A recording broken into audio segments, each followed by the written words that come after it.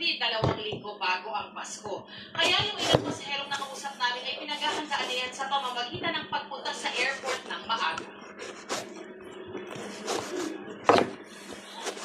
Nabilis sa holiday season ang lipad ni Gerald papuntang Croatia. Nabilis sa hirap ng buhay, kailangan niyang bumalik sa pagiging OFW pagkatapos ng 5 taon. Kaya hindi na niya makakasama ang pamilya ngayong darating na Pasko at bagong taon. That's what we call fatherhood. Sacrifice. Kaya napakahalaga sa kanya ang hindi magkaaberya sa biyahe ngayong araw. Nandito na siya sa NAIA Terminal 3, 7 oras bago ang kanyang flight. Ano sa TV, na medyo matraffic po talaga. Kaya mas pinabuti po namin bumiyahe ng mas maaga. Baka mali po akong sa check-in.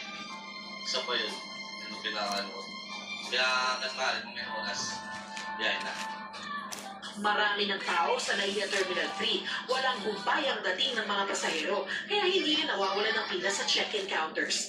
Ayon sa Cabo Civil Aviation Authority of the Philippines, inaasahan nilang aabot sa mahigit 980,000 na mga babiyahe sa mga Kapit po gano'n. At ni Kathy, nakagagaling lang sa bakasyon sa Boracay kasama ang pamilya.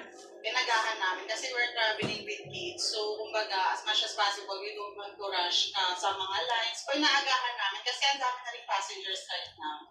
Pero hindi lang sa mismong airport na susubok ang pasensya ng mga pasahero.